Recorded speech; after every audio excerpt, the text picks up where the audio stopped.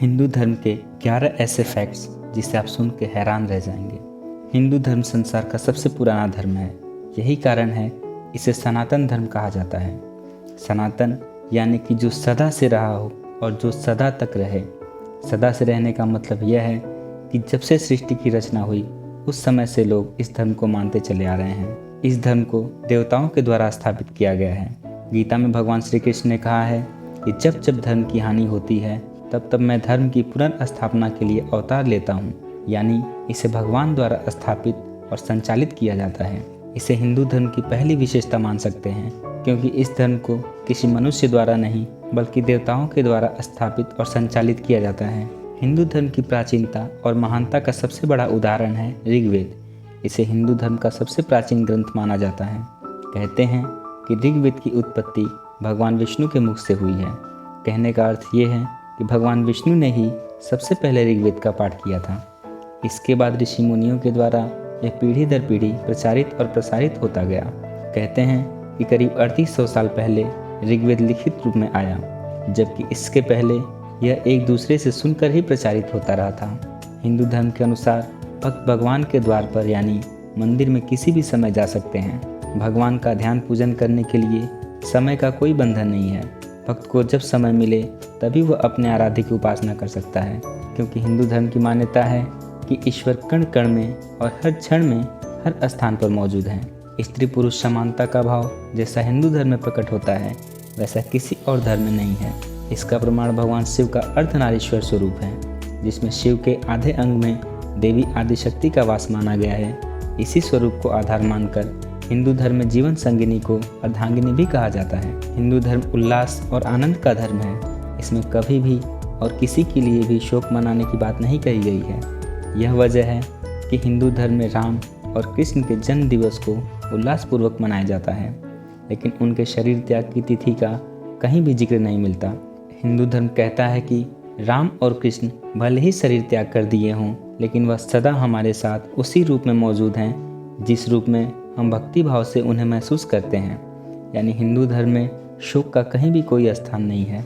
इस धर्म में आध्यात्म और संन्यास के साथ ही धनार्जन को भी खूब महत्व दिया गया है। यानी ऐसा नहीं है कि आप आध्यात्म के लिए घर द्वार छोड़ दें और सन्यासी बन जाएं, बल्कि यह धर्म कहता है कि हर चीज़ का एक निश्चित समय निर्धारित है। युवावस्था में आप देवी लक्ष्मी और कुबेर को प्रसन्न करके धर्म पूर्वक खूब धन कमाइए।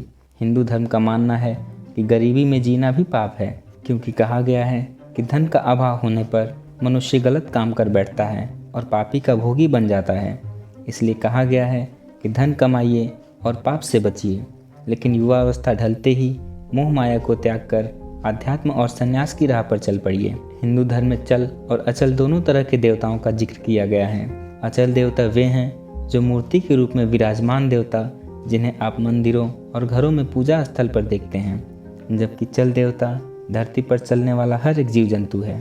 यानी हिंदू धर्म में हर जीव को भगवान माना गया है।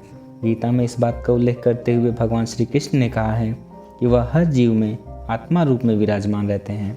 इसीलिए सभी जीवों में मुझे देखना चाहिए, और जो यह रहस्य जान लेता है वह पाप से मुक्त हो जाता है। हिंदू धर्म ही एकमात्र ऐसा धर्म है जिसमें 33 करोड़ देवी देवताओं का जिक्र किया गया है। अन्य किसी भी धर्म में इतनी बड़ी संख्या में देवी देवताओं का जिक्र नहीं किया गया।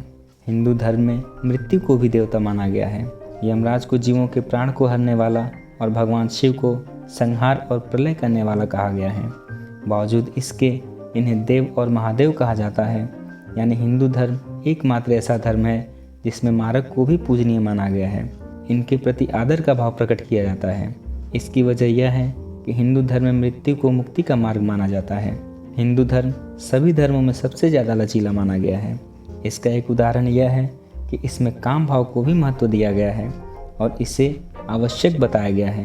यही वजह है कि इस धर्म में काम के देवता मौजूद हैं, जो कि हैं कामदेव, लेकिन कामुकता को बुरा माना गया है। यही वजह है कि एक तरफ कामदेव को कामातुर दिखाया जाता है तो दूसरी ओर भगवान शिव को उसे भस्म करते हुए दिखाया जाता है। यानी सृष्टि के संचालन के लिए काम भी आवश्यक है, लेकिन जब यह अति होने लगे तो इसका अंत होना भी जरूरी है। अवतारवाद की जैसी परिकल्पना हिंदू धर्म में है, वैसा किसी अन्य धर्म में नहीं है।